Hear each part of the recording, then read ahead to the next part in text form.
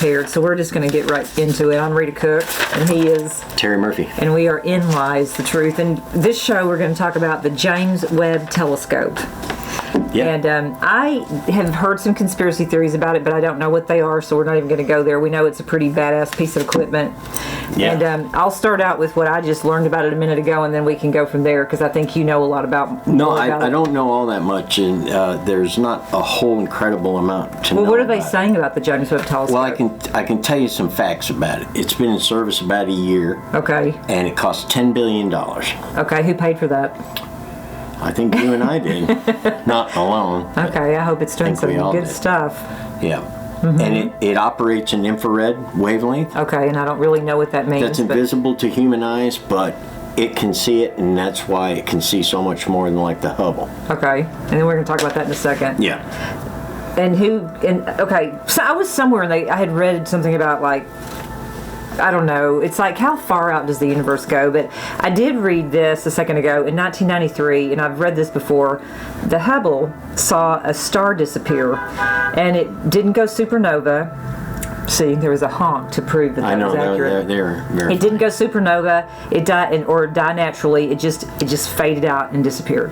So then they said that a little bit later they thought it could be a cloud of interstellar dust. So legitimate. Mm-hmm. So then in 2007 two more vanished, and then in 1995 and 2002 there were two more that they lost, and it was like the closest one was 15 light years away. And then so then the next thing that they did is they brought the James Webb in. Yeah. And then that's when they got serious. And from what I understand, and I am not a scientist, and I think I might have been in a past life, because I do find it so fascinating. But it's just, okay, the telescope was able to actually, just with all the words gone, and you actually, the gravitational wave detector was able to pick up density still there where the star that disappeared had been. So it was basically still there, but had gone dark somehow. Yeah. And the Webb said, what did the Webb end up using? The Webb telescope ended up using what you knew the word for. Spectrometer. Yeah, spectrometer. In 2007, another one had vanished, and so they used the spectrometer. And what did the final... They said something about it being a mass that they didn't know how to identify, right? Well, kind of, sort of. They said it picked up little bits and pieces of stuff that shouldn't even have been there, because it wasn't there anymore, but there's still. But they also there. said that there's a massive star spinning structure was detected that was composed of material that we don't have names for here on this earth, and it might even not be matter. What is matter? How would they even know if because the James Webb was exist? Well, because it's like if you don't know something exists and then suddenly it does, it's like it's totally unidentified to you. Like if you saw a three-headed person and you've never seen one before, you didn't know that existed until you saw it. And then you're like, wow, I guess this does exist. I don't know, but they said that that's the closest they've come to finally proving extraterrestrial light.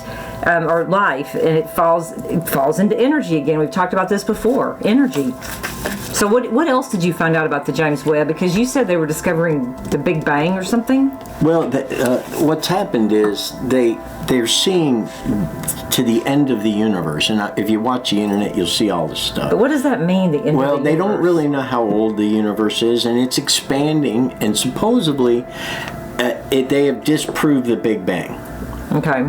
I don't know. I don't have any facts on that, but they say that it's seeing 13 billion light years out there, but the universe is 28.7 billion years old. Which goes back to my argument with one of our shows about numbers being the language, billion. Well, yeah, and that's twice as old as they previously thought, but I'm not real sure. But how do they even know that? I know, right? I mean, I'm sure I wouldn't have been able to invent the James Webb Telescope this lifetime, but somebody must know all this stuff. I got a telescope at home, and I can't even figure out how to make it see the moon. Seriously. One time I actually saw the Saturn rings. I was on a dude ranch trip, and it was, I don't know why everybody was like, let's look at the rings on Saturn. That's really cool because it's like pictures, which is kind of interesting because we don't have time to get into this, but well, I do want to say one more thing about those disappearing stars, that James Webb also discovered that there was a web or a string. I don't think that's a good word, but I think it's the only word that you can come up with in the human language. A web or a string that was connecting all the disappearing stars to each other. Which is, you know what it seems like to me? It's like, this is what crossed my mind, and you know I'm a little bit psychic, a little bit connected, right?